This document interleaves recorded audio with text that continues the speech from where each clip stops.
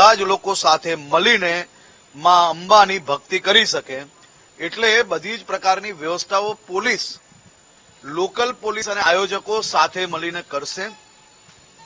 પરંતુ જે બેન્ડ છે,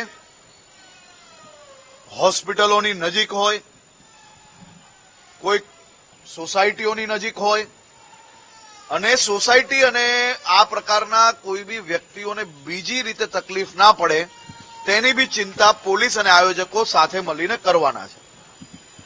એટલે કે કોઈને બી હેરાનગતિ ના થવી જોઈએ અને કોઈને બી હેરાનગતિ વગર મોડી રાત સુધી ગરબા રમી શકે તે પ્રકારની વ્યવસ્થાઓ કરવા માટેની સૂચના આપવામાં આવી છે. શેરી ગરબાના નિયમો એ અલગ પોલીસ જોડે બેસીને બનશે. સાથે સાથે જે પ્રોફેશનલ ગરબા છે એની બી વ્યવસ્થાઓ પોલીસ જોડે બેસીને અલગ કરવામાં આવી રહી છે. તો ગુજરાત પ્રદેશ કોંગ્રેસ પ્રમુખ શક્તિસિંહ ગોહિલે પ્રધાનમંત્રી મોદીને પત્ર લખીને પીએમજેવાય પોર્ટલ ક્રેશ થવાને લઈને પત્ર લખ્યો છે.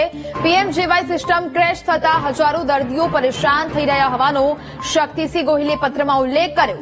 આ સાથે શક્તિસિંહે એમ પણ કહ્યું કે દર્દીઓને તમારા અંગૂઠાની છાપ મેચ નથી થઈ રહી જેવા બહાના બતાવવામાં આવી રહ્યા છે.